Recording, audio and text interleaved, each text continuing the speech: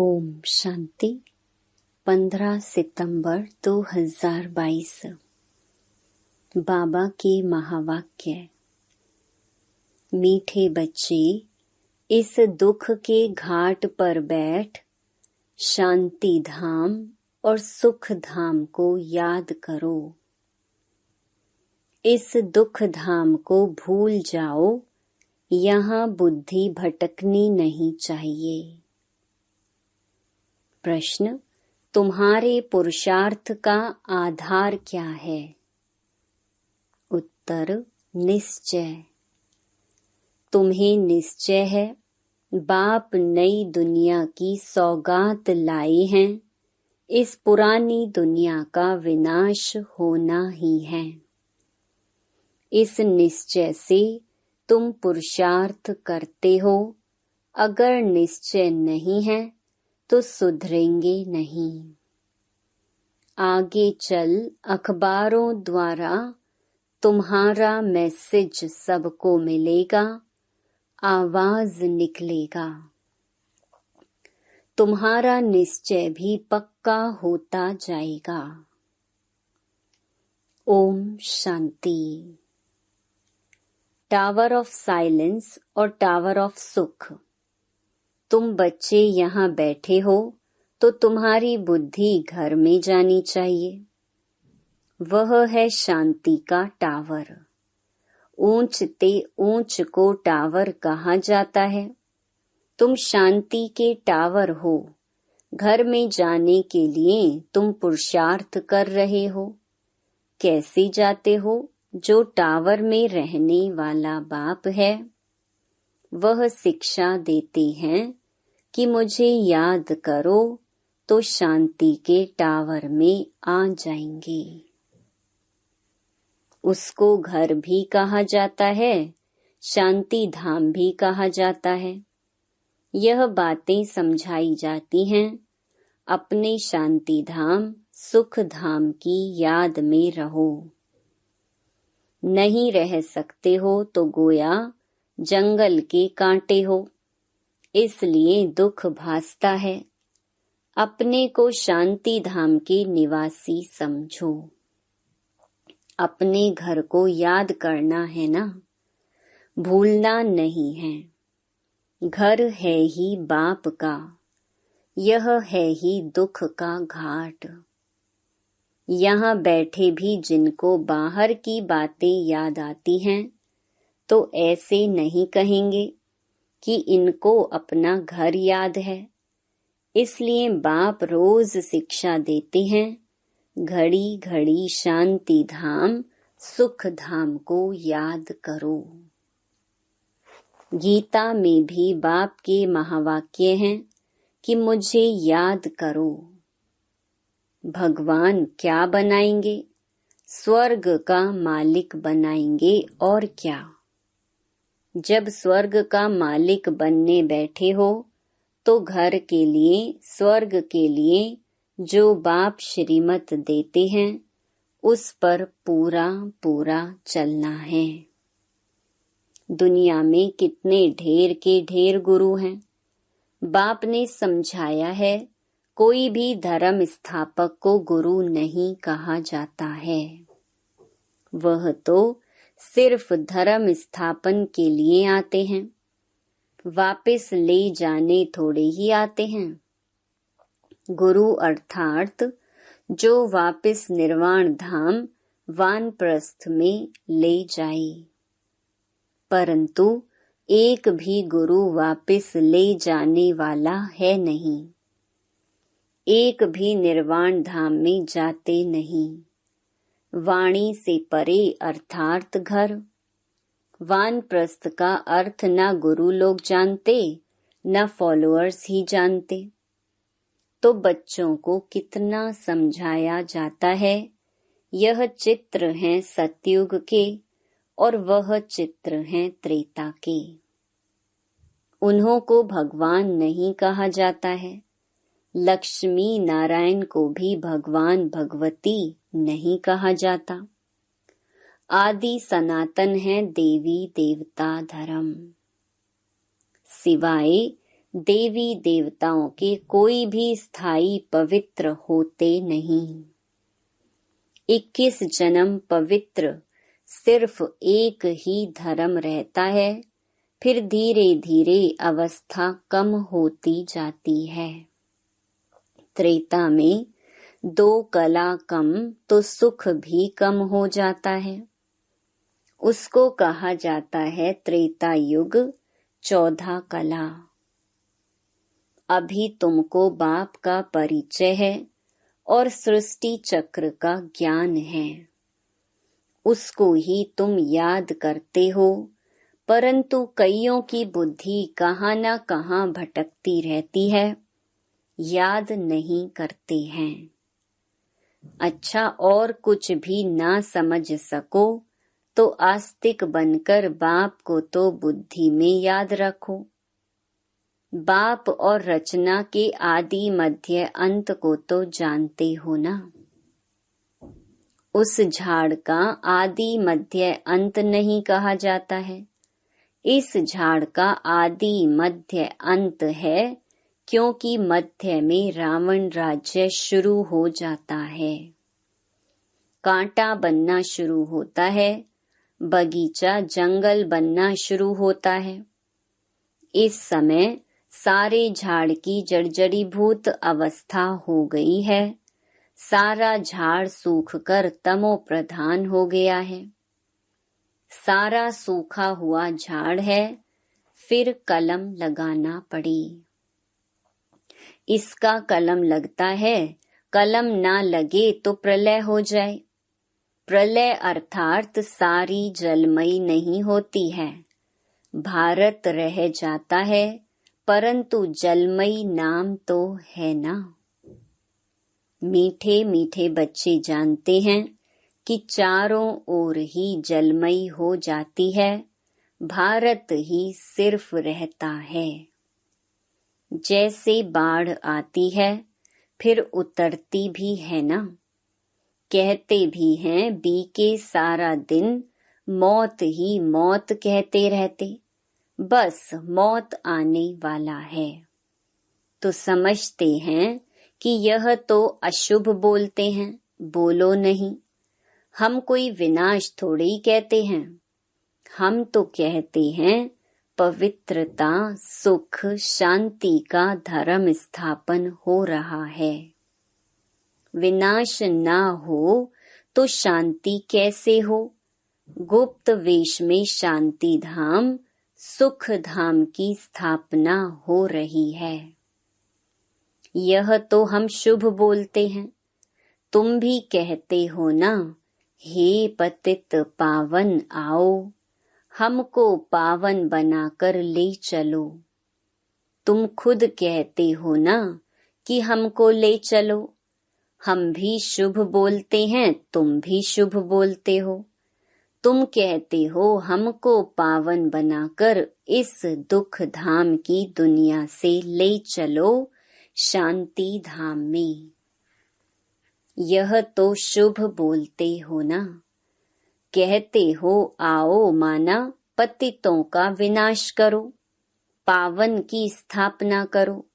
मांगते हो ना कि आकर विश्व में शांति स्थापन करो। शांति तो सतयुग में ही होती है, सो तो गुप्त वेश में विश्व में शांति स्थापन हो रही है। जब तक अर्थ नहीं समझाओ तब तक समझ ना सके। सिवाय बाप के मौत तो कोई दे ना सके। बाप को कालों का काल कहा जाता है, सबको मौत देते हैं। कितने ढेर के ढेर को मौत देते हैं। सतयुग में कितने थोड़े मनुष्य हैं, बाकी सबको मौत मिल जाता है। बुलाते ही हो कि पावन दुनिया में ले चलो, तो पावन दुनिया जरूर नई ही होगी, यह थोड़ी होगी। पुरानी दुनिया का भी अर्थ नहीं समझते। पावन दुनिया में बहुत थोड़े मनुष्य रहते हैं, शांति रहती है।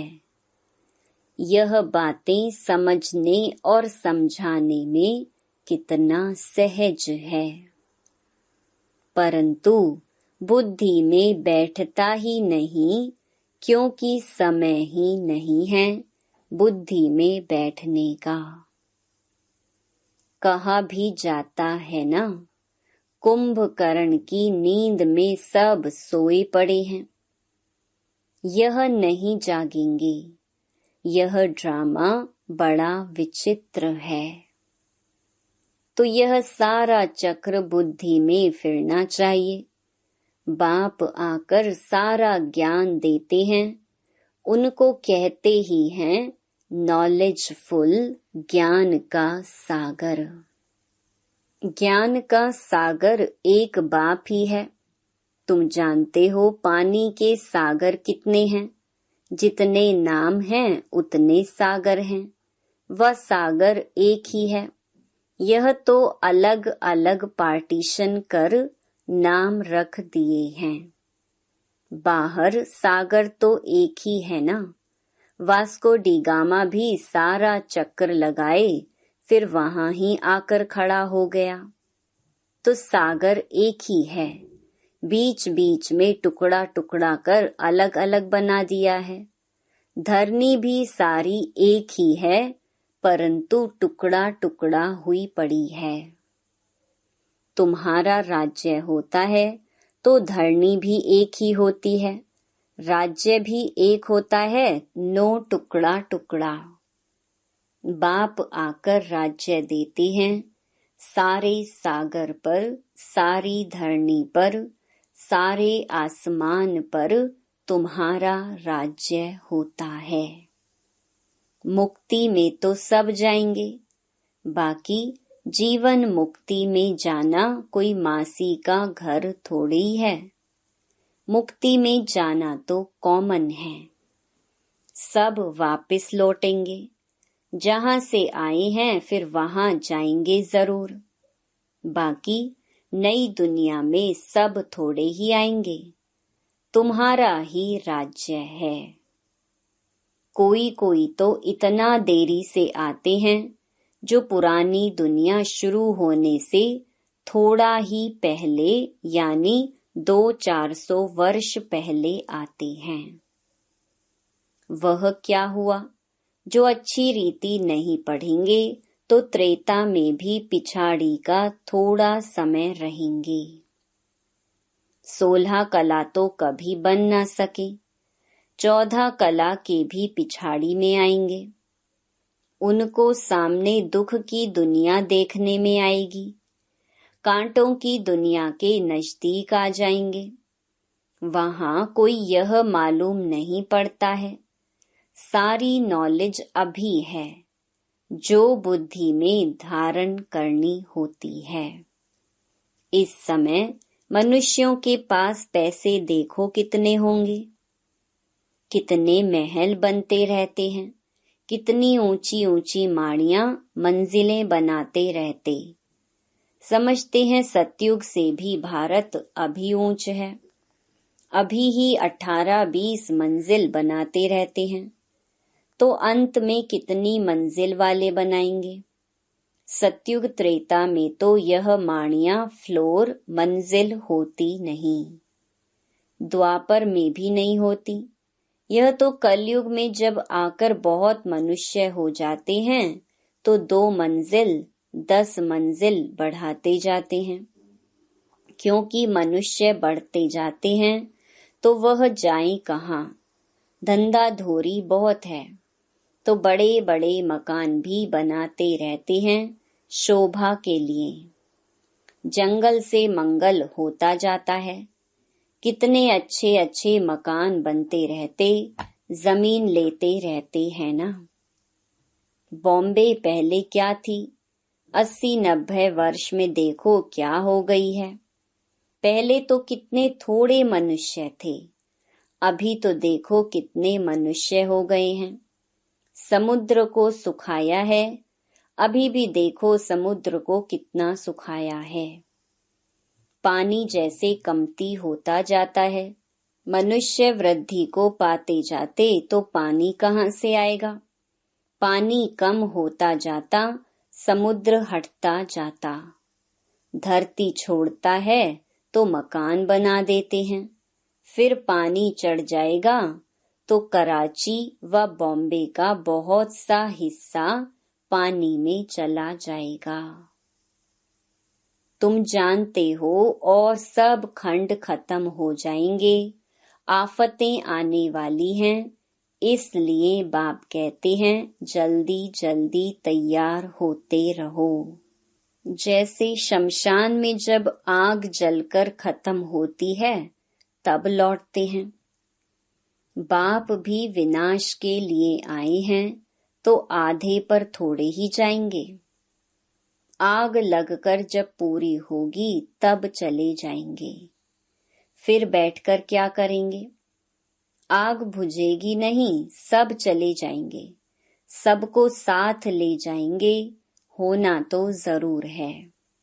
समझते तो सब हैं, लेकिन समय का गपोड़ा बहुत लगा दिया है। बच्चों को समझाना भी गीता पर है। गीता एपिसोड है ना, जिसमें देवी देवता धर्म की स्थापना हो रही है। वहां एक ही धर्म होगा, बाकी सब धर्म विनाश हो जाते हैं। सिर्फ यह गीता ही है जो भगवान ने गाई है। मनुष्यों ने भक्ति मार्ग के लिए बैठ शास्त्र बनाए हैं। ऐसी ऐसी पॉइंट्स धारण कर फिर सुनानी चाहिए। कहते हैं बाबा भूल जाते हैं, धारणा नहीं होती है। बाबा कहते फिर क्या करें? राजधानी स्थापन होती है, इसमें नंबरवार तो सब चाहिए। सबके ऊपर कृपा करने की ताकत हो तो बाप स्वर्ग का मालिक सबको बना दे। लेकिन नहीं, यह तो बनने ही है नंबरवार। यह कोई भी समझ सकते हैं कि भगवान आया हुआ है, भगवान जरूर स्वर्ग की सौगात ले आएंगे। नई दुनिया स्थापन करने आते हैं तो जरूर संगम पर ही आएंगे, नई दुनिया स्थापन करने। तुम सुनते हो और निश्चय से पुरुषार्थ करते हो। जिनको निश्चय ही नहीं, वह कब सुधरेंगे ही नहीं। भल कितना भी माथा मारो, तो बाबा के अवतरण का पैगाम सबको देना है, मैसेज देना है। आगे चल अखबारों में पढ़ ही जाएगा। जैसे तुम्हारा नाम बदनाम भी अखबारों द्वारा हुआ, फिर नाम वाला भी अखबारों द्वारा ही होगा। दुनिया तो बहुत बड़ी है, सब जगह तो तुम बच्चियां जा नहीं सकेंगी। कितने शहर हैं, कितनी ढेर भाषाएं हैं। अखबारों द्वारा सब जगह आवाज पहुंच जाता है। कोई भी आएगा कहेगा हाँ, अखबारों द्वारा आवाज सुना है। तो तुम्हारा नाम अखबारों द्वारा ही होगा।